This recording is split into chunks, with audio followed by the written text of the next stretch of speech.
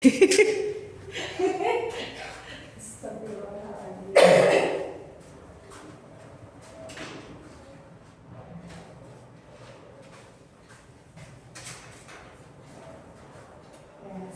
warahmatullahi wabarakatuh. Waalaikumsalam. Hari ini baru Rahma aja ya yang masuk. Ya. Mungkin nanti teman-temannya bisa masuk atau mungkin Rahma tahu nggak? Telat ya Kak. Oh gitu. Ya. Oke. Nanti kita tunggu tapi sambil jalan aja ya.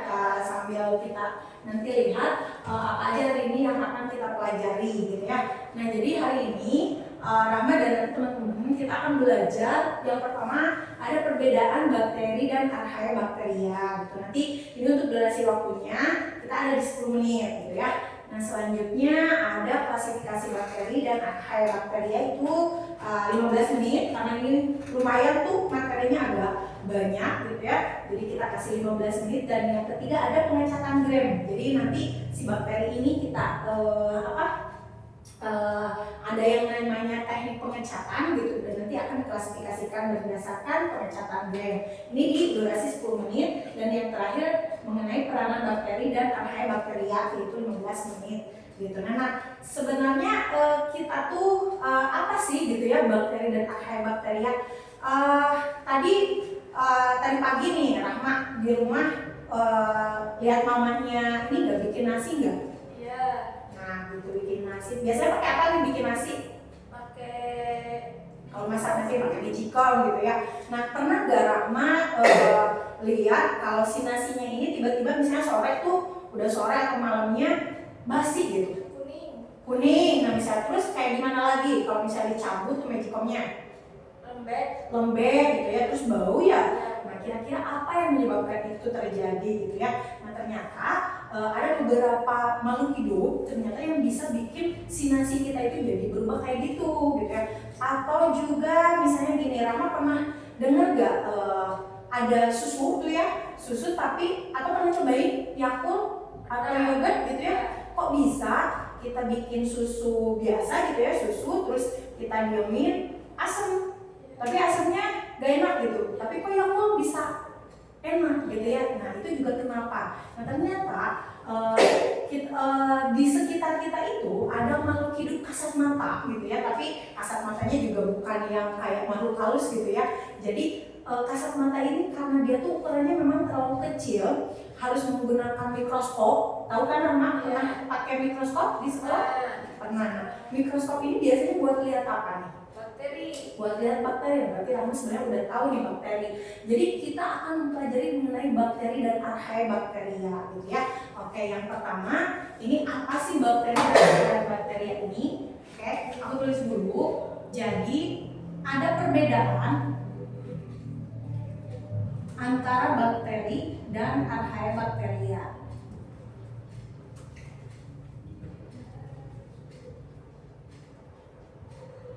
Dari archaebacteria gitu ya.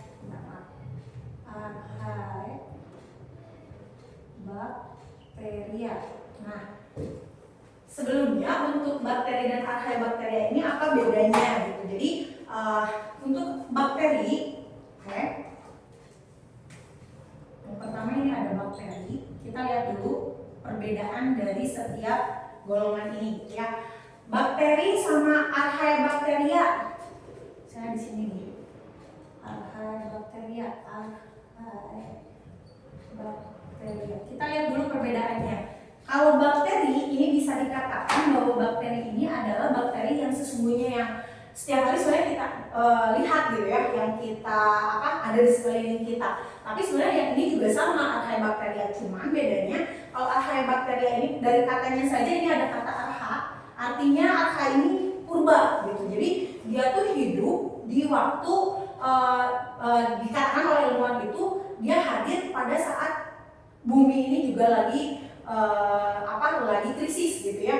Dulu kan dikatakan bahwa bumi ini dimulai dari lava yang panas gitu ya, dan ternyata ada golongan bakteri yang bisa hidup di sesuatu yang ekstrim, di suasana yang ekstrim gitu ya.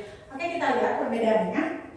Untuk perbedaan yang pertama mengenai bakteri dan archaebacteria, bakteri itu sama-sama memiliki dinding sel dengan dinding sel yang sudah memiliki, nah ini kita kasih highlight, dinding sel dari bakteri ini dia memiliki peptidoglikan.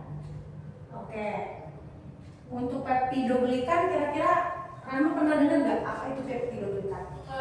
Belum pernah. Nah, jadi gini, kita tuh kan makhluk hidup ya, sama kayak bakteri. Nah, si bakteri bedanya sama kita tuh, kalau bakteri ini satu sel gitu. Kalau misalnya kita kan banyak sel, ya, tersusun dari banyak sel. Tapi ada persamaan di mana di dinding sel ini, di bakteri ini dia punya yang namanya peptidoglikan, itu tersusun dari asam amino dan juga gula. Ini sama juga di tubuh kita kan ada DNA gitu ya. Ini di DNA kita juga ada gula, ada juga asam amino. Ini yang membuat kita menjadi ciri makhluk hidup gitu. Nah, untuk si bakteri ini dia sudah punya dinding sel dan dinding selnya itu terdiri dari peptidoglikan. Nah, kalau yang kalau yang archaebacteria, dinding selnya tidak memiliki archaebacteria gitu ya. Belum memiliki.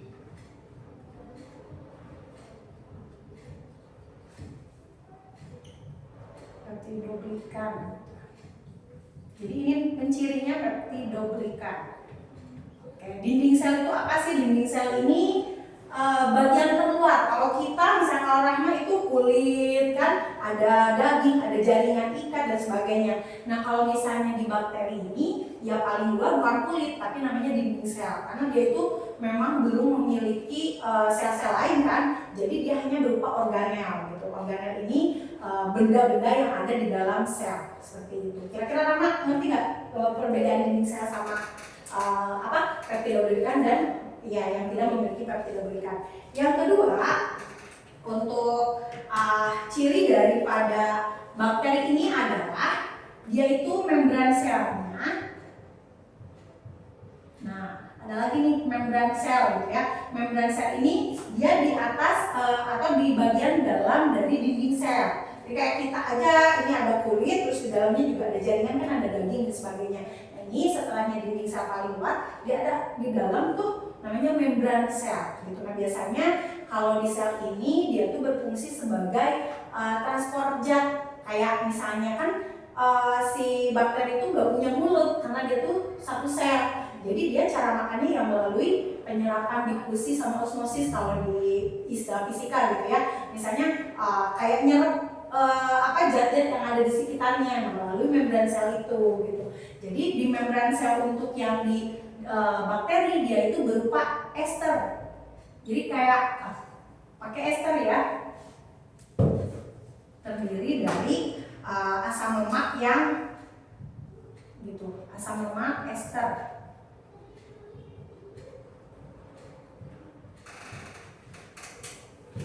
Ini kayak pernah dengar nggak maksudnya asam lemak ester itu kayak gimana? Belum. Oke. Jadi membran sel maksudnya asam lemak ester itu kayak karbon dan dia itu tidak bercabang gitu. Kalau misalnya yang di membran sel archaebacteria itu si asam lemaknya itu ether. Nah, ini bedanya.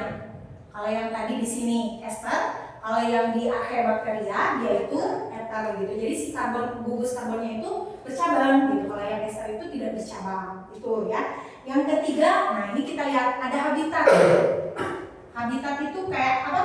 Pernah dengar nggak? Habitat alamnya, tempat tinggalnya. Jadi dia tuh paling senang atau dapat kita temukan di daerah mana aja gitu ya. Nah, kalau bakteri itu ya pokoknya di seluruh, kayak di ruangan ini juga ya. Misalnya kayak Rahmat nanti makan nih, mau makan, hati-hati jangan sampai lupa cuci tangan. Karena di tangan kita pun ketika Rahmat pegang meja, aku pegang papan tulis, bisa jadi di sana tuh ada bakteri gitu. Nah, ini di sekitar kita banyak, tapi di habitatnya itu berarti di lingkungan biasa gitu ya, di lingkungan sekitar kita, lingkungan biasa. Maksudnya biasa di sini berarti dia tuh yang tidak ekstrim kayak gitu. Nah, beda halnya dengan yang di habitat archaebacteria. Kalau dia tuh di daerah-daerah ekstrim gitu ya. ekstrim. Contohnya gimana? Oke. Misalnya, Rahma pernah ke Galunggung nggak?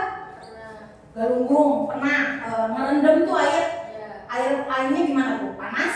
Oke. Nah di sana daerahnya itu berarti kan suhunya tinggi ya. Nah ternyata ada juga bakteri yang masih bisa hidup di sana. Itu kan pernah dengar nggak kalau dalam kehidupan sehari-hari misalnya mamahnya kayak jangan lupa cuci tangan, atau misalnya si punya adik bayi nggak di rumah? Nggak ada.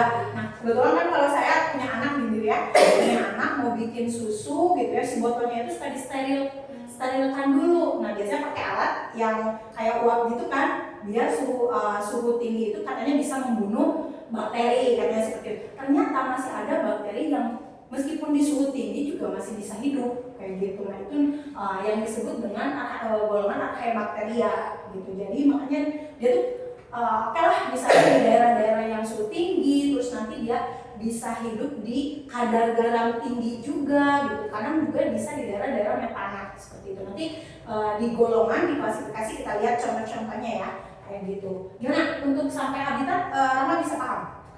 tapi Oke. kalau mau nanya sedikit, Oke boleh.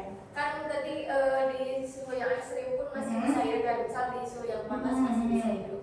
Nah, cara kita tahu dia masih hidup di suhu sepanas itu atau sedingin itu gimana caranya? Nah. Ada tanda-tandanya? Ada tanda. Oke.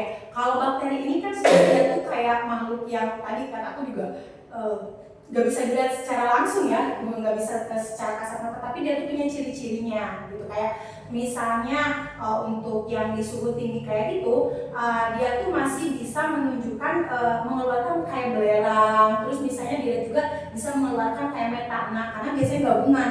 Jadi dia tuh nggak kayak oke di suhu tinggi aja gitu, tapi dia bisa misalnya bercampur dengan gas metana. Nah, ketika dia mengeluarkan gas metana tersebut, otomatis si airnya pun mengeluarkan bau kayak gitu. Nah, terus tetap kita tuh harus kayak kalau mau tahu dia ada atau tidak, kita lihat juga sampelnya di mikroskop kayak gitu. Untuk yang termofilik, nah termofilik atau yang di suhu tinggi memang harus menggunakan alat gitu, alat bantu. Tapi kalau yang kayak misalnya kadar garam, nah kan pernah dengar cara pengawetan makanan nggak? Katanya harus digaram, dikasih di apa sih? Kayak dimarinasi, bukan dimarinasi, kayak dibikin dendeng kayak gitu, terus di asin kayak gitu ya, ikan asin. Nah pernah nggak Rahma main ke pasar gitu ya, terus cobalah iseng gitu, nanya ke tukang asin tuh ya, bang pernah nggak kejadian kalau ikan asinnya tuh busuk? Nah, coba nanti iseng-iseng lah ya kalau main sama mama, nganter mama ke pasar, coba tanyain ke tukang asinnya, bisa nggak si ikan asin ini busuk gitu. Nah, ternyata banyak kejadian ikan asinnya busuk. Padahal kita tahu tadi dia tuh udah diawetkan. Nah, itu adalah ciri bahwa di sana masih ada bakteri kayak gitu. Atau ada juga beberapa yang misalnya kayak kalau Rahma main, nanti mudah-mudahan bisa main ke Antartika gitu ya. Di mana Antartika? Mungkin tahu Dia ya, tahu pokoknya daerah kutub gitu ya. Nah itu kan suhunya juga ekstrim, gak cuma panas ya yang dimaksud suhu ekstrim, itu dingin juga bisa jadi. Ada loh ternyata mereka bakteri ini yang masih bisa hidup di daerah yang dingin sekalipun. Nah sebenarnya kalau kita masukin ke kulkas juga buat awet gitu ya, tapi ternyata masih bisa loh dia bertahan. Tapi sifatnya memang namanya itu kalau di bakteri ada kemampuan namanya dormansi gitu ya. Misalnya di sini kayak dormansi. Artinya dormansi ini dia akan tidur kayak hibernasi gitu. Nah, bila mana si lingkungannya memang tidak mendukung, dia lebih baik yang menonaktifkan diri. Tapi beda sama virus. Kalau virus kan mengkristalkan diri gitu ya. Kalau ini lebih ke dormansi, ya kayak tidur istirahat aja, nggak ngelakuin apa-apa, nggak mengeluarkan energi supaya ya dia bisa bertahan. Nanti kalau lingkungannya sudah mendukung, dia bisa kayak gitu. Itu gimana nih Rahma? Udah kejawab belum? Oke. Itu habitatnya. Selanjutnya untuk sensitivitas terhadap apa? Terhadap antibiotik. Oke. Untuk yang ini dia tuh sensitif banget sama antibiotik tertentu gitu. Gitu ya, antibiotik tertentu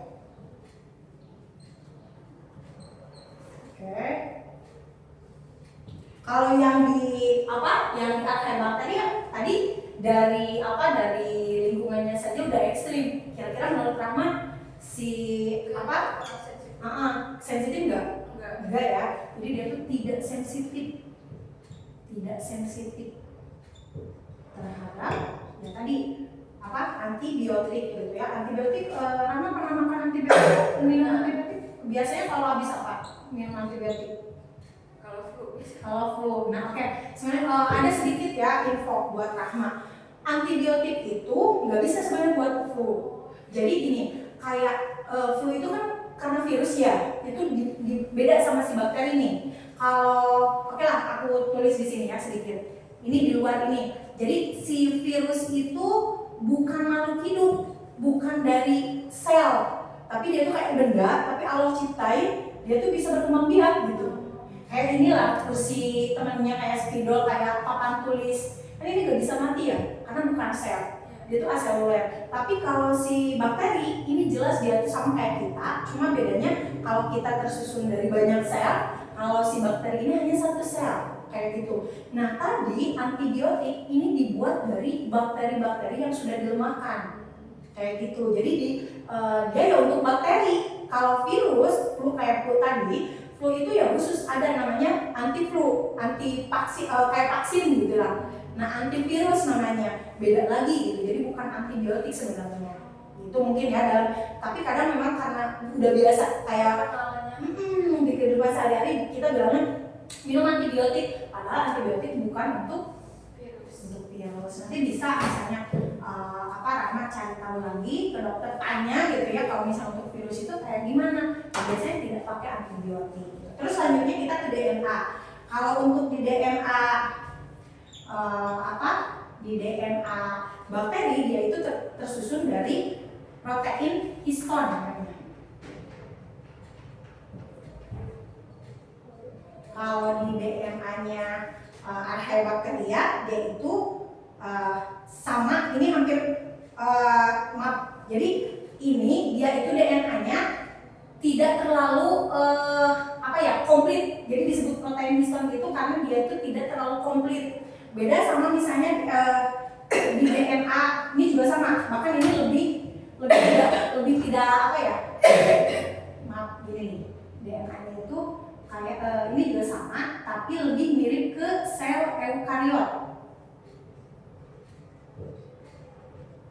Nah, artinya sel eukariot itu sel yang dia tuh sudah punya inti gitu. Jadi ini sel, kita ini punya sel, ini sel, ya. Nah, ini ada membran intinya gitu. Kalau di sini di Eubacter ini dia tuh kayak sel, kayak gini lah misalnya. Dia tuh punya DNA. Nah, ini anggaplah DNA. Ini DNA-nya ya. DNA tuh masih ingat gak DNA itu apa? Cirinya makhluk hidup kan katanya punya DNA. Masih ingat gak? Oke. Ibu aku ini ingetin lagi ya, Rahma. Jadi DNA ini asam nukleat yang dimiliki makhluk hidup gitu. Dan inilah yang menjadi warisan nantinya untuk dikasih ke anak-anaknya gitu. Kayak misalnya gini, kok Rahma tinggi gitu ya, Rahma kan bisa lihat ke ayah, ke orang tua, oh aku tuh sebenarnya diturunin tingginya dari sini gitu. Nah ternyata si makhluk hidup sekecil itu pun mereka juga sama, kemampuan mereka untuk berkembang biak, untuk makan, bertahan hidup juga sama diturunkan. Nah itu berdasarkan adanya DNA gitu. Nah kalau Rahma bisa lihat nih, ini DNA, ini juga misalnya DNA. Ada bedanya nggak antara sel yang di bakteri sama di Archaeobacter itu? Ada kayak dinding bukan dinding apa sih Kak? Apa ya tadi? Nah ini dia tuh punya membran. Gitu, punya membran nukleus disebutnya. Jadi kita bisa lihat nih, oh ini yang disebut nukleus atau intinya. Kalau yang ini, karena kita nggak lihat sampai mana batasan intinya, gitu. Nah ini yang disebut DNA protein histon. Paham nggak? Iya. Nah, sampai sini nih perbedaan bakteri dan Archaebacteria. Jadi kita bisa lihat ada dinding sel, ya. Untuk dinding selnya tadi kalau bakteri dia punya peptidoglikan, kalau yang di Archaebacteria dia tidak punya, belum tersusun dari peptidoglikan. Terus selanjutnya membran sel, ya pembahasannya. Kalau yang di bakteri itu ester, kalau yang di Archaebacteria itu eter. Lingkungan bakteri kayak kita gitu ya, lingkungan yang biasa, lingkungan yang tidak di luar inilah, istilahnya tidak di luar kebiasaan kita gitu ya.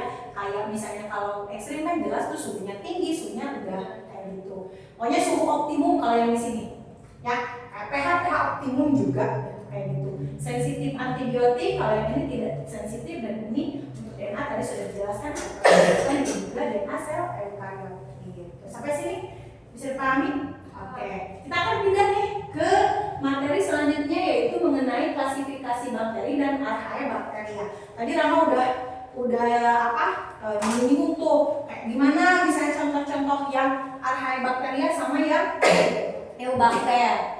Klasifikasi ya. Ini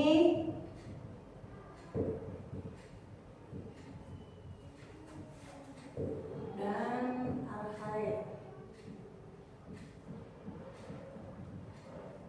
Oke, kita punya waktu 15 menit, nah lumayan agak banyak juga. Untuk klasifikasi ini ada beberapa jenis klasifikasi. Jadi dia tuh nggak gamblang langsung, oh ini masuknya kemana gitu. Yang pertama itu berdasarkan bentuk dulu. Oke, kita ke berdasarkan bentuk.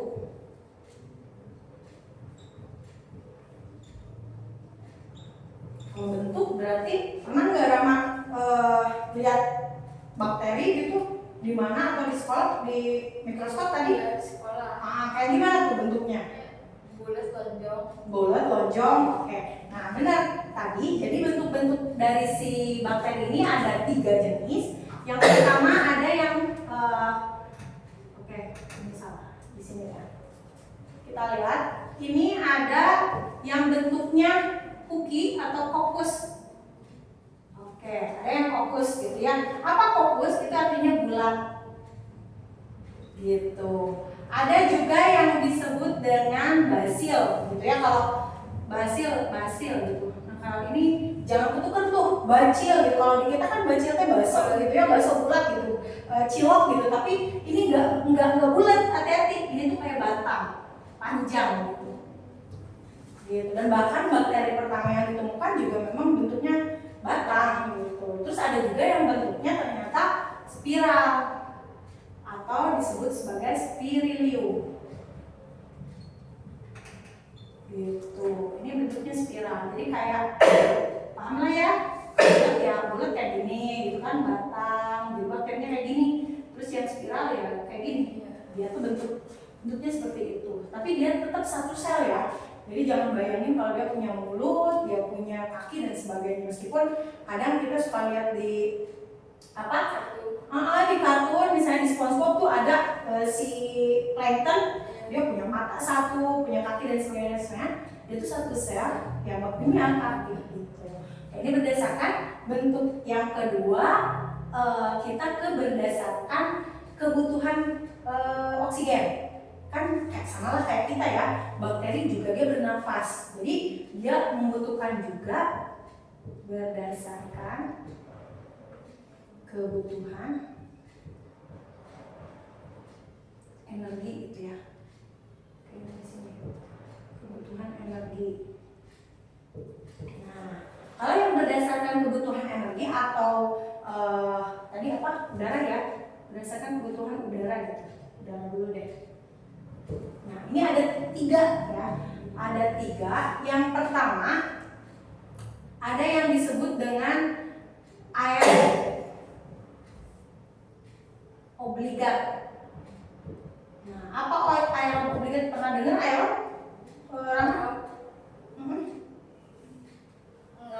Enggak.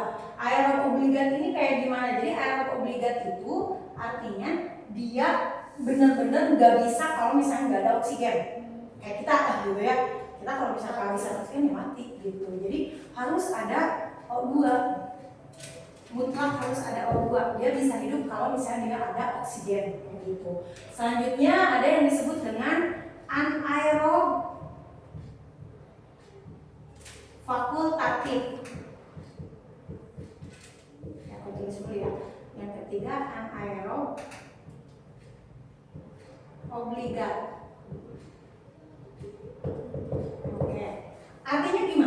bedanya kayak gimana. Anaerob, kalau tadi aerob dia tuh wajib lah ya harus ada gitu. Kalau yang anaerob, artinya tidak. Berarti kalau tanpa oksigen pun dia masih bisa hidup. Nah kalau dengan kata fakultatif, dia bisa ada atau tidak ada oksigen, dia masih bisa hidup. Jadi kalau lagi misalnya aman nih, lingkungannya banyak oksigennya, ya dia bisa hidup. Tanpa oksigen pun dia tetap dia bisa hidup. Contoh, oke, lupa ya contohnya di sini. Kalau yang yang harus ada oksigen itu contohnya, pernah dengar penyakit TBC? Pernah. Oke. TBC itu akibat apa? Tuberkulosis. Nah, kan tuberkulosis katanya ya. Nah, itu tuh nama bakterinya. Jadi dia tuh untuk bakteri ini, kita tambahin lagi, Mycobacterium. Dia tuh wajib banget harus ada oksigen. Makanya dia paling senang di daerah pernapasan. Gitu. Si TBC ini memang dia tuh menyerangnya ke daerah pernapasan, nah di paru-paru kan, gitu. Mycobacterium tuberculosis, nah, makanya ada nama TBC, tuberculosis gitu ya, ini namanya. Gitu. Jadi wajib tuh si bakteri ini untuk bertahan hidup ya. Tadi ternyata ketika dia bertahan hidup ada yang nempel di makhluk hidup lain, ada juga yang hidupnya bebas. Kayak gitu. Nah kalau kebanyakan di Archaeobacteria itu bebas sebenarnya. Kalau di bakteri yang sejati kayak tadi Mycobacterium, dia tuh ya wajib, misalnya karena kebutuhan oksigennya banyak, haruslah di tempat yang oksigennya banyak juga. Makanya dia nempel di paru-paru kita. Nah kalau yang anaerob fakultatif ini boleh ada atau tidak. Ini contohnya ada juga masih tetap di tubuh kita. Namanya Escherichia coli. Nah ini adanya di mana? Oke, Rahma kalau misalnya makan tuh banyak gitu ya, terus diproses kan, mengalami metabolisme gitu. Nah sisa-sisanya tuh dikemanain? Nah itu tuh sebenarnya dicerna lagi oleh si Escherichia coli. Jadi dia tuh fungsinya di tubuh kita tuh berarti untuk apa ya kira-kira? Untuk menguraikan sisa-sisa makanan. Makanya kebayang dong ya, makanan yang kita makan sebanyak-banyaknya dan paling dicerna juga tidak terlalu sempurna gitu. Apalagi kalau kita ngunyahnya nggak benar tuh, kan harusnya berapa kali? Pernah dengar nggak? 32 kali loh. Satu suapan nasi itu kita tuh harus ngunyah 32 kali. Kadang kalau lagi lapar, berapa kali udah telan. Nah yang kerja keras itu khusus sama lambung. Tadi dibantu ya sama Escherichia coli. Jadi keberadaannya di tubuh kita tuh kayak yang penting. Kalau tak badannya kayak gitu. Jadi dia tuh untuk menguraikan. Nah kalau yang anaerob obligat gimana? Escherichia coli keuntungan buat dia apakah keuntungan untuk manusianya membantu pencernaan dan sebagainya? Kalau untuk biaknya sendiri jelas dong, dia tuh dapat makanan dari kita, dapat oksigen juga dari kita. Jadi memang dia tuh harus hidup di sana. Jadi kalau dia keluar lewat misalnya anus gitu ya, terus dia diam di tanah dan ketika keadaan tanahnya tidak memungkinkan, kebayang dong ya di usus kita tuh banyak sari-sari makanan kan. Nah, dia tuh tahu di sana tuh ada sumber makanan gitu. Tapi kalau misalnya dia hinggap di tanah atau tanahnya itu kurang subur, ya dia juga akhirnya dormansi kayak tadi gitu. Tapi kalau misalnya tanahnya emang cocok ya dia bisa hidup di sana. Makanya pernah dengar kalau anak-anak katanya kalau misalnya main tanah gitu kan, dia tuh hati-hati cacing. Nah sebenarnya bukan cacing loh, itu bakteri. Tapi beda ketika si Escherichia coli yang memang sudah hidupnya di alam bebas dengan yang di usus kita kayak gitu. Dia tuh dia kan sudah istilahnya terkontaminasi ya. Malahan ada yang barengan kayak balantidium coli. Nah itu malah membuat si tubuh kita tuh jadi disentri. Pernah dengar disentri atau diare gitu ya? Itu malah butut gitu ya ke daerah ke usus kita gitu. Ini Escherichia coli, jadi memang dia tuh boleh ada oksigen ataupun tanpa oksigen. Berarti kalau tanpa oksigen nanti gimana dia? Kalau tanpa oksigen masih tetap hidup. Dia tuh Nah itu tadi, dia tanpa oksigen juga ya oke lah, nggak ada oksigen masih bisa loh bertahan hidup. Dia pakai fermentasi gitu, karena untuk menghasilkan kan ada dua ya, ada respirasi aerob, ada anaerob. Nah kalau misalnya tanpa oksigen, dia itu bisa melakukan fermentasi. Dia pakailah semua zat-zat yang ada di alam misalnya, ya dia manfaatkan untuk pembentukan elektron. Kalau misalnya Rahma masih ingat di tubuh kita tuh kayak ada penangkapan energi gitu ya. Nanti mungkin Rahma bisa belajar lagi ini di materi kelas 12 sebenarnya, ada di metabolisme. Jadi tubuh kita untuk menghasilkan energi, nah butuh yang namanya oksigen. Kalau misalnya tanpa oksigen, kita tuh bisa menggunakan elektron kayak gitu. Kayak gitu, gimana nih? Oke, yang selanjutnya ini ada anaerob. Berarti kalian ini Dia nggak butuh, nggak boleh ada yang nggak ada. Oke, tanpa O2 kira-kira sama ingat nggak atau tahu nggak apa nih kira-kira bakterinya? Tanpa O2 tadi contohnya kayak Yakult atau apa yogurt gitu ya kan, kayak keju. Nah keju, misal pembuatan keju, pembuatan apa ya teh yogurt gitu ya, yogurt. Nah itu kan kayak bikin susu gitu ya, susu. Terus tadi udah siang, udah 2 jam lebih gitu ya, malah asam, asamnya malah pahit gitu kan, nggak enak. Nah tapi kalau khusus untuk si yogurt, dia tuh kayak enak rasanya karena dia itu bakterinya juga beda, namanya lactobacillus. Nah direct nih untuk lactobacillus, berarti dia bentuknya kayak gimana nih kalau lactobacillus? Kalau dari bentuk batang. Nah lactobacillus ini banyak banget jenisnya. Yogurt juga kalau Rahma pernah ngerasain beda-beda kan? Kayak, tapi yang plain ya, bukan maksudnya rasa strawberry kayak gitu. Kayak misalnya Yakult aja sama yogurt, beda nggak rasanya? Nah karena bakterinya juga beda. Kalau lactobacillus yang yogurt biasa itu lactobacillus bulgaricus gitu.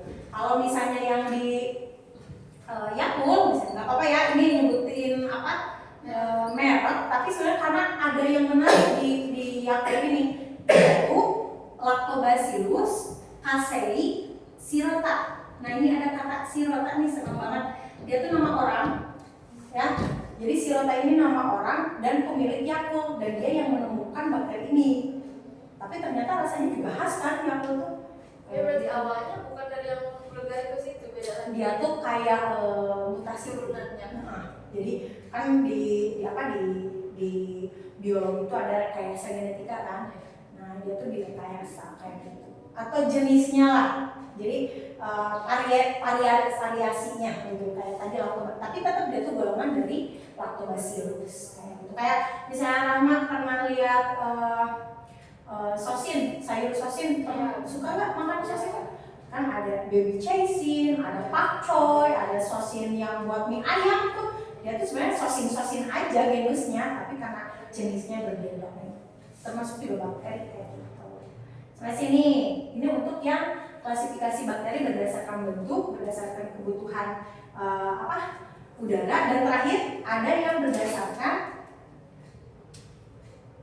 tadi cara dia makan dulu ya, berdasarkan cara dia makan atau memperoleh makanan gitu ya, memperoleh makanan. Nah yang pertama ada yang disebut dengan heterotrof.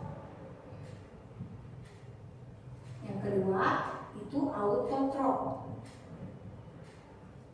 Kira-kira pernah atau masih ingat gak apa heterotrof sama autotrof? Apa ya? Apa lagi? Heterotrof. Oke, kalau heterotrof dia tuh bisa makan kalau dia nempel di makhluk hidup lain gitu, ke inang. Nempel di inang. Inang tuh kayak ya kita misalnya tadi si Mycobacterium obligat. Jadi dia tuh kayak nempel terus membutuhkan makhluk hidup lain untuk dia bertahan hidup. Kalau misalnya dia nggak tinggal di inangnya, ya dia mati. Kayak gitu. Jadi dia bisa makan kalau dia nempel karena dianya yang nggak mandiri gitu, nggak bisa bikin makanan sendiri gitu kayak gitu. Kalau kita kan kayak makhluk hidup, contoh misalnya Rahma bisa nggak bikin makanan? Ngolahnya bisa. Nah, kalau betul berarti Rahma udah paham nih. Kalau ngolahnya bisa, tapi kalau bikin makanan itu nggak bisa. Yang bisa bikin makanan hanya mereka yang punya klorofil atau yang bisa mengubah zat kimia. Nah, makanya disebut autotrof. Kalau ini dia tanpa tanpa nempel juga bisa, jadi mampu membuat makanan sendiri. Mampu, ya kan kata auto juga sendiri kan, mampu membuat sendiri gitu, membuat sendiri. Ini sebenarnya kalau kita lihat dari kata makanan, ini sebenarnya kurang tepat sebenarnya. Tapi karena kebiasaan di sekolah tuh sama guru-guru, kadang suka disebut cara dia memperoleh makanan. Tapi kan memang kita tahu tujuannya kita mencari makan itu untuk memperoleh energi. Nah, ini yang harus digarisbawahi sebenarnya. Jadi cara memperoleh energi itu kayak gimana? Ada yang heterotrof, dia harus nempel dulu ke inang, baru dia dapat energi. Kalau yang autotrof, dia tuh tanpa harus nempel juga bisa, karena dia punya kemampuan mengubah. Nah, kalau bakteri itu dari mana zatnya, energinya? Di fisika tuh pernah belajar kan ada perubahan energi tuh. Nah, perubahan energi itu dari energi kimia, jadi dia tuh dari energi kimia ke energi apa berarti? Boleh tuh misalnya kalau ke tubuh biasanya kan jadi panas, atau misalnya ke energi apa lagi gitu ya, energi kalau jadi gerak berarti ke energi gerak ya, kinetik kayak gitu. Nah kayak gitu, jadi dari autotrof ini artinya dia bisa mengolah zat-zat kimia yang ada di sekitarnya untuk jadi energi di tubuhnya. Beda lagi tuh kayak yang misalnya mampu berfotosintesis, kan ada tuh bakteri lain gitu ya, misalnya yang punya klorofil di tubuhnya kayak cyanobacteria, tahu nggak? Pernah dengar nggak cyanobacteria? Itu banyak tuh di laut. Jadi dia tuh kayak plankton lah, plankton. Nah si plankton ini dia tuh bakteri satu sel tapi dia punya klorofil. Jadi dia bisa menyerap sinar matahari terus disintesis. Gitu. Makanya bahkan di beberapa penelitian kalau dulu kita beranggapan bahwa oksigen yang ada di dunia ini itu dihasilkan dari tumbuhan daun katanya. Padahal penyumbang oksigen terbanyak itu dari cyanobacter gitu, dari plankton-plankton yang ada di lautan. Itu sampai sini nih Rahma, paham nggak klasifikasi bakteri? Jadi ada yang berdasarkan bentuk ya, tadi ada Coccus, Bacillus, Spirillum, terus ada yang berdasarkan kebutuhan udara, ingat-ingat ya, ada yang harus ada oksigen, ada yang boleh ada, boleh tidak, namanya fakultatif, difakultatifkan lah gitu ya. Nah ada yang obligat, kalau obligat itu mutlak, artinya kalau tanpa O2 juga dia harus hidup, tapi kalau ada O2 berarti dia akan mati. Jadi kebalikannya gitu. Kalau yang aerob, kalau nggak ada oksigen dia mati, kalau yang ini dia ada oksigen dia mati gitu. Paham nggak sampai sini? Oke, mudah-mudahan bisa dipahami benar-benar. Terus kita akan masuk ke materi ketiga ya. Ini mengenai pengecatan gram. Oke, sebelum ke pengecatan gram, saya mau ini nih cek konsep dulu ya. Kira-kira cukup nggak kalau 3 menit? Itu soalnya cuma 3 lah ya. Ada 3 soal mengenai perbedaan bakteri dan archaebacteria, juga klasifikasi bakteri dan archaebacteria. Boleh? Rama di depan dulu ya. 3 menit ya, Rama.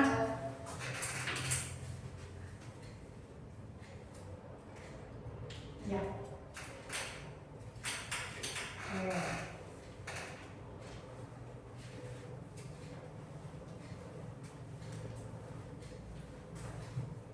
Coba diingat tadi yang mana? Ya.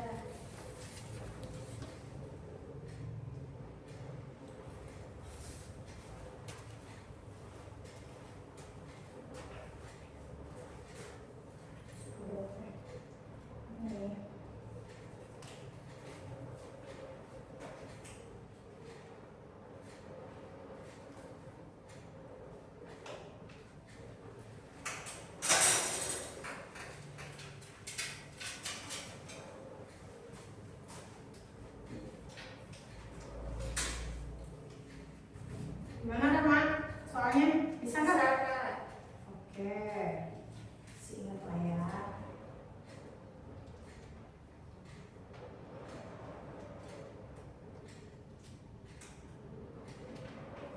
Udah 2 menit, 1 menit lagi.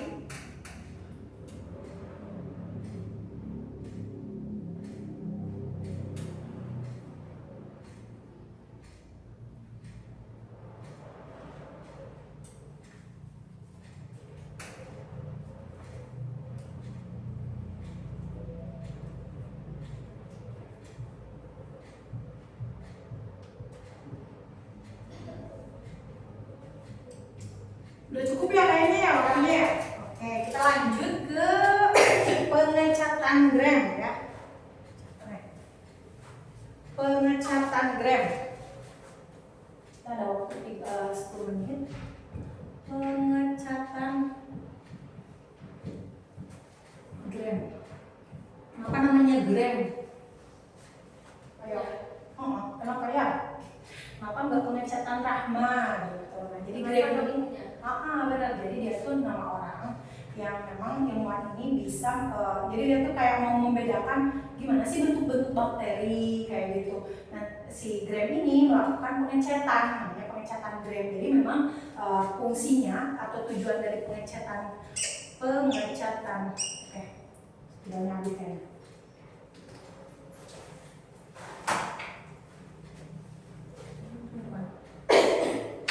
Pengecatan Gram ini fungsinya pakai yang warna merah ya. Rahma bawa spidol. Oke, untuk aja deh. Pinjam ya Rahma ya. Oke, prinsipnya untuk apa sih pengecatan Gram ini? Jadi untuk mempermudah, yaitu kayak untuk mempermudah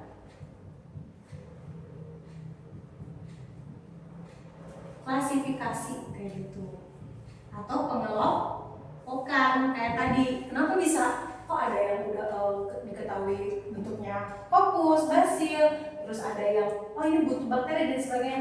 Jadi itu berdasarkan pengecatan Gram. Nah, untuk pengecatan Gram ini dia tuh ada 2 jenis. Jadi yang pertama untuk jenisnya ini macam-macamnya atau jenisnya macam pengecatan Gram.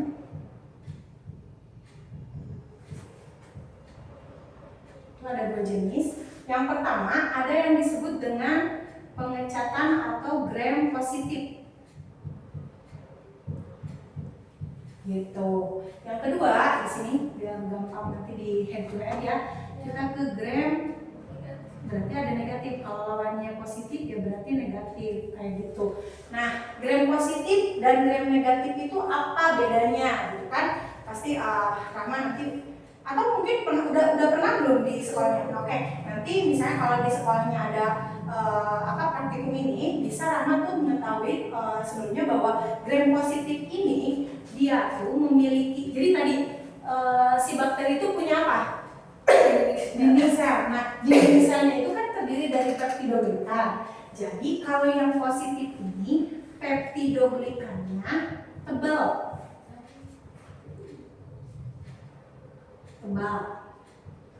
Gitu. Kalau yang negatif berarti peptidoglikannya tipis.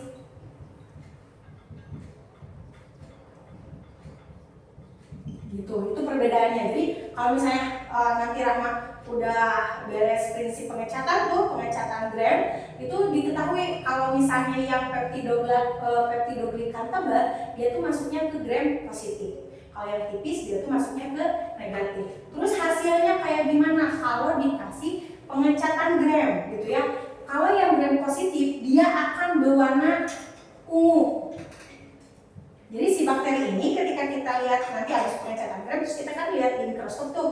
Nah, si warna bakterinya tuh akan menyimpan warna ungu karena saking tebal dia tuh tidak bisa hilang ketika dibersihkan oleh etil atau etil kan berarti alkohol yang 95%. Jadi kalau dicucikan nanti ada prosesnya ya, nanti dibawa kita ke prosesnya. Dia tuh si prosesnya itu ada pembersihan dengan menggunakan etanol atau alkohol yang 95%. Jadi si warnanya masih tetap nempel karena saking tebalnya dan dia bisa menyimpan yang warna ungu kayak gitu. Kalau yang ini dia tuh warnanya merah. Jadi karena tipis, yang merahnya lah yang tersisa. Kalau ungu sama ungu biasanya atau biru lah gitu ya, biasanya dia tuh kebuang dengan menggunakan etil 95% kayak gitu. Terus kalau yang gram positif dia tuh punya membran luar. Kalau yang ini ya jelas dia tidak punya, tidak memiliki membran luar. Nah gitu. Sampai sini nih bisa dibedakan pengecatan gram untuk tahapannya kayak gini ya. Ini aku tulisin dulu untuk tahapan dari tahapan pengecatan gram. Oke.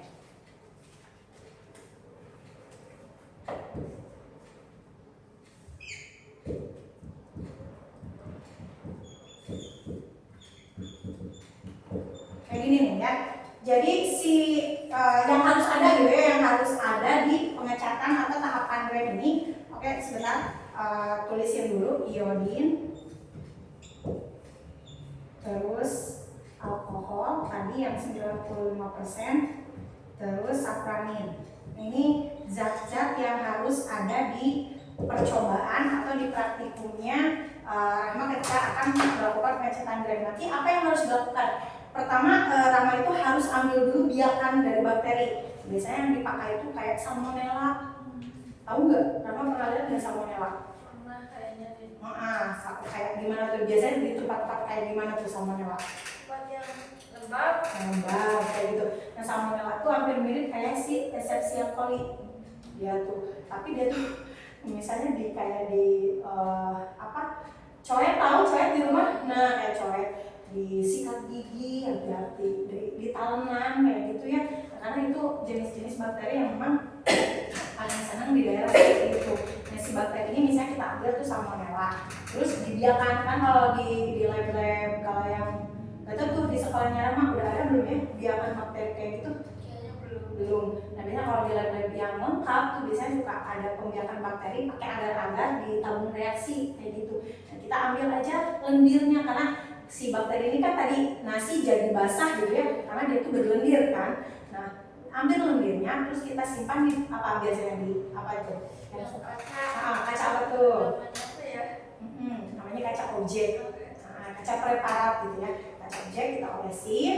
Habis itu kita siapin api. Biasanya tuh ada api ya.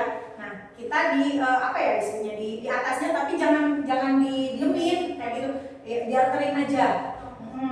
Habis itu dia ditetesi dengan iodin. Iodin dulu. Nah iodin itu mutlak gitu ya, wajib ditetesin, terus kita tunggu 5 menit.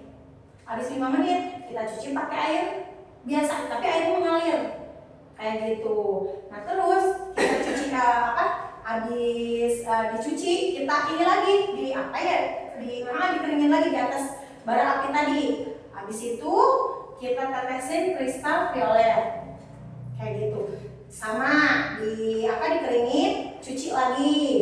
Habis itu kasih safranin 5 menit lagi.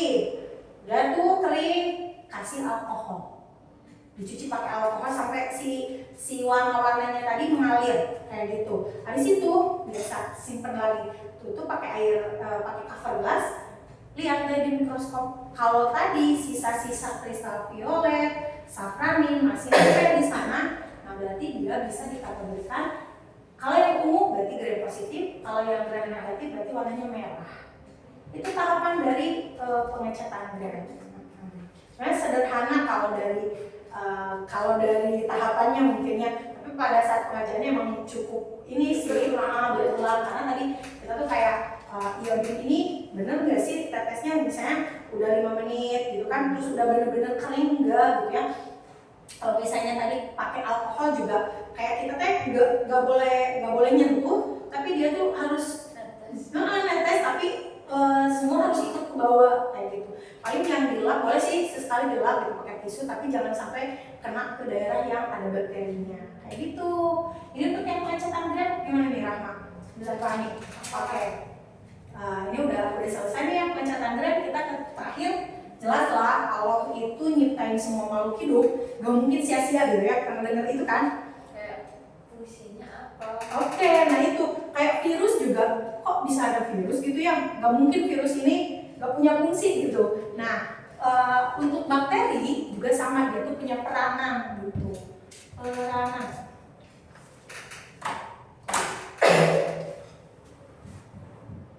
Nah, kalau yang namanya peranan, bakteri dan archaebacteria, ya,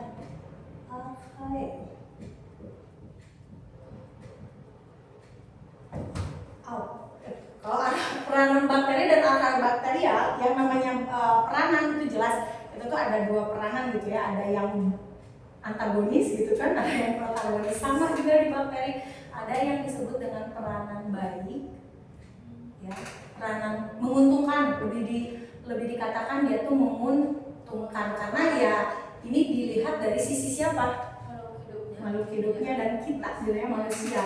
Nah, peranan makhluk hidup ini, peranan menguntungkan ini misalnya kayak tadi, Rama kalau dari contoh-contoh bisa kategorikan nggak? Yang Escherichia coli. Escherichia coli berarti fungsinya untuk apa nih? Satu, dia untuk pembusukan. Bukan pembusukan, kalau pembusukan biasanya kayak ke ini ya, kayak merugikan ya. Kita ke ini aja, dia sebagai pengurai makanan, pengurai sisa-sisa makanan gitu ya. Tadi contohnya Escherichia coli gitu kan, E. coli. Terus kalau yang apa lagi di sana kira-kira?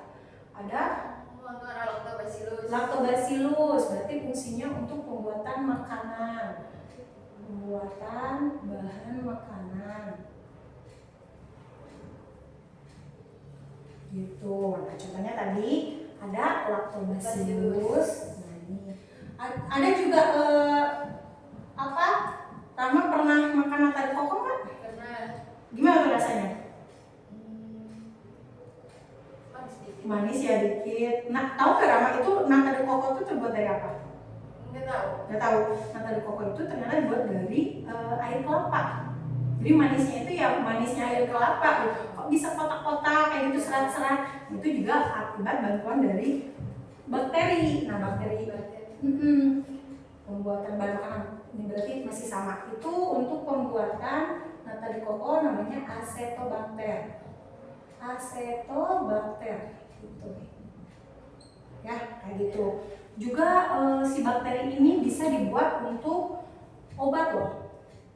Antibiotik berarti tadi. Contohnya ada sama juga ada penicillin.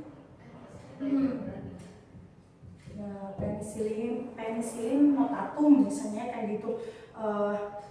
Jadi dia tuh bisa untuk antibiotik kalau misalnya kayak radang atau misalnya Rahma amit-amit gitu ya, jatuh. Terus dia kan supaya cepat kering gitu ya, dia pakai antibiotik. Nah, antibiotik ini supaya tadi bakteri yang jahat nggak nempel ke sana kayak gitu. Itu peranan dari bakteri yang memang menguntungkan. Sebenarnya masih banyak ya, bisa untuk pembuatan cuka atau misalnya untuk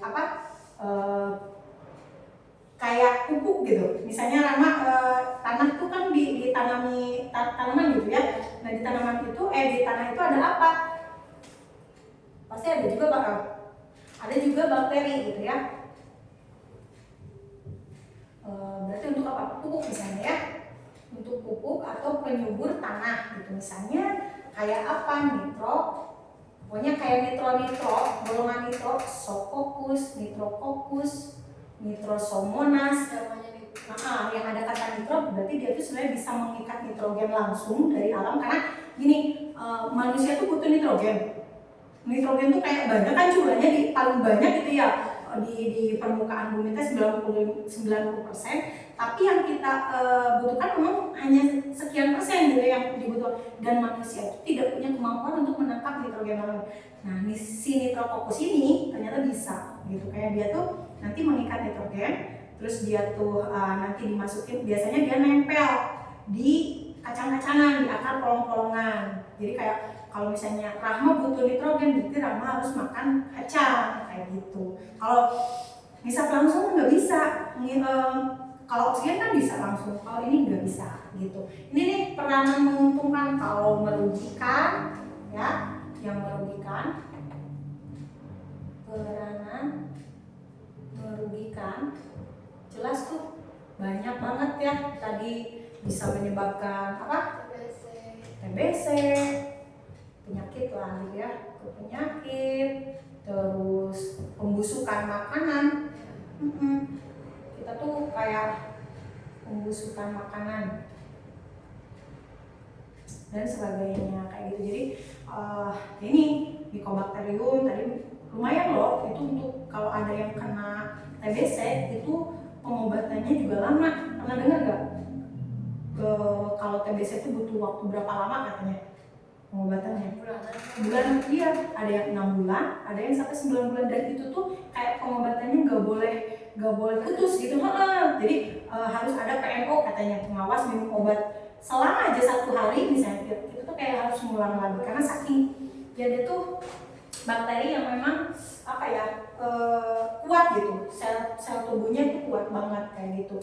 Terus tadi pembusukan makanan juga tentulah merugikan banget, kayak para pengusaha ikan asin tadi bisa busuk gitu. Terus kita juga kayak makanan kita buat dengan dengan enak gitu ya, tapi ternyata malah busuk tiba-tiba oleh bakteri kayak gitu. Nah sebenarnya untuk kalau dari peranan seperti ini kita bisa juga ke pengawetannya gitu. Tadi misalnya dengan cara diasinkan gitu ya, atau misalnya bikin manisan tuh, buah-buahan tuh. Nama kalau makan manisan itu kan kayak pengawetan buah supaya tidak cepat busuk dengan cara dibanyakin gula aja kayak gitu. Tapi memang harus kering kayak gitu. Atau disterilisasi, ini lebih apa ya? Lebih kompleks ya sebenarnya menggunakan alat. Kalau sterilisasi atau pasteurisasi, kalau sterilisasi misalnya kita bisa pakai alat sederhana di rumah, kayak godok air aja gitu ya, kita di atas 70 derajat. Kita kalau mau lihat 70 derajat itu kayak gimana misalnya ya, itu si airnya udah meletup kayak gitu, itu jelas berarti biasanya di atas 70 derajat. Nah kita bisa masukin tuh ke alat-alat kita, ke alat-alat di rumah supaya tadi steril. Kalau pasteurisasi itu biasanya harus di atas 100 derajat, itu biasanya harus pakai alat khusus kayak gitu. Ini nih kira-kira Rahma yang hari ini kita pelajari, dari mulai ada perbedaan bakteri ya sama Archaebacteria. Bisa bedakan nggak kira-kira Rahma perbedaan bakteri dan Archaebacteria itu?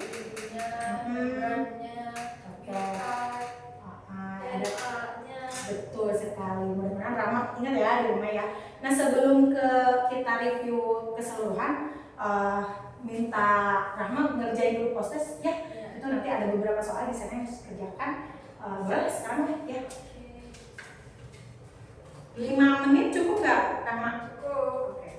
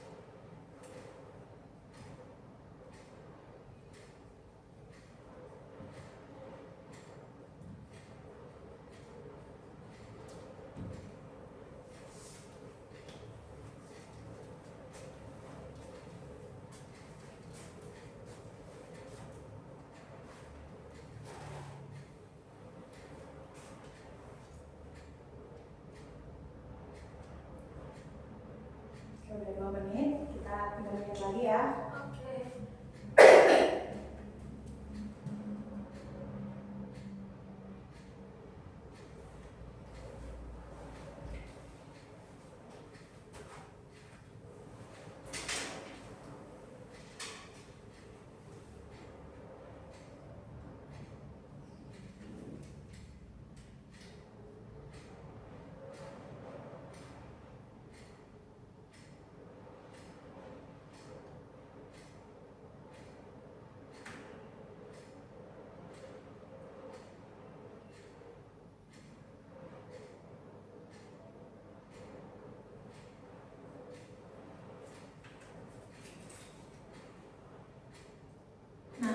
Rama kalau udah post test, coba drill soal ya, satu aja lah.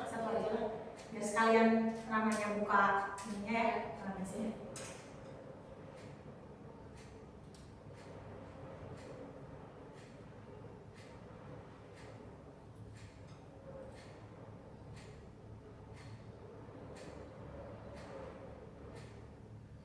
Ada yang sulit soalnya? Enggak, Kak.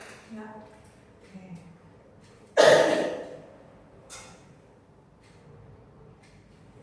Berarti untuk kali ini sebenarnya Rama juga aktif banget ya, dan emang Rama ternyata sampai akhir kita cuma berdua ya. Ya udah, berarti emang startnya bintangnya memang buat Rama semua ya. Ya, bagus untuk Rama, nanti ditingkatin lagi lah. Kalau memang ada pertanyaan sebenarnya nggak usah nggak usah canggung untuk ditanyain, langsung aja. Pokoknya semua ya anggaplah kalau misalnya lagi di sini tuh kayak Rahmat tuh semua unek-unek dikeluarin gitu, tapi berupa pertanyaan ini kayak gitu. Nanti mudah-mudahan di sekolah ya Rahmat bisa lebih paham kayak gitu ya.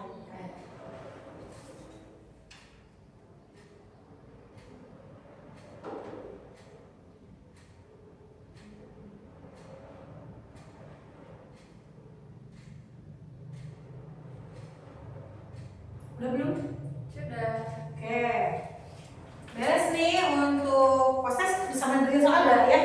Proses sama drill soal, nah kita lihat skornya. Terus Rahma kira-kira untuk pembelajaran hari ini gitu ya, dari beberapa materi tuh, dari mulai perbedaan bakteri dan arah bakteri ya, sampai ke peranan, kira-kira bisa menyimpulkan nggak? Iya, pokoknya kalau bakteri sama bakteri itu bukan bukan makhluk hidup yang sama. Jadi mereka memiliki perbedaannya masing-masing, dari mulai dindingnya, membran, sensitif atau tidaknya, sama ada DNA atau tidaknya. Terus ternyata dari bentuknya, dari kebutuhan udaranya, cara dia makan juga berbeda gitu. Ada bentuknya macam-macam, batang, bulat, dan spiral. Terus kebutuhannya juga ada O2 atau boleh atau enggak ada O2, sama gak usah ada O2. Sama juga makanannya ada heterotrop sama autotrop. Terus untuk tahu nih kayak klasifikasinya ada apa aja, pakai pengecetan gram itu gitu. Jadi ada nantinya gram positif sama gram negatif. Sama terakhir ada yang menguntungkan dan ada yang merugikan. Jadi tidak semua bakteri merugikan. Ada juga yang ternyata harus kita harus ada lah ya. Nah itu mungkin untuk pembelajaran kali ini. Jadi untuk minggu ini kita belajar bakteri dan archaebacteria sampai ke peranannya. Mungkin di sesi selanjutnya Rama bisa belajar lagi mengenai bakteri, tapi di materi yang lainnya gitu ya, klasifikasi yang lain gitu, dengan MT yang lain gitu, seperti itu. Terima kasih untuk keaktifan Rama hari ini, luar biasa sekali. Mudah-mudahan semua yang kita pelajari hari ini bisa kita maknai dan tentunya kita klasifikasi kita aplikasikan dalam kehidupan sehari-hari, bahwa bakteri ini ada di daerah kita. Bagaimana kita menanggapi bakteri itu harus seperti apa? Ya tentunya bakteri tadi paling senang yaitu di daerah yang lembab. Makanya kalau misalnya WC-nya tuh atau kamar mandinya atau misalnya handuk harus kita jemur, harus kita keringkan, dan itu menghindari adanya bakteri seperti itu. Terima kasih untuk Rahma. Kita akhiri pembelajaran hari ini. Assalamualaikum warahmatullahi wabarakatuh. Oke, terakhir ini bolehlah ya Rama minta di rating dulu. Silakan kalau memang misalnya hari ini Rama menarik nih untuk materi yang dijelaskan oleh saya gitu, boleh silakan sesuai dengan yang Rahma mau kasih ratingnya berapa. Itu ya, Mam di rating dulu. Oke.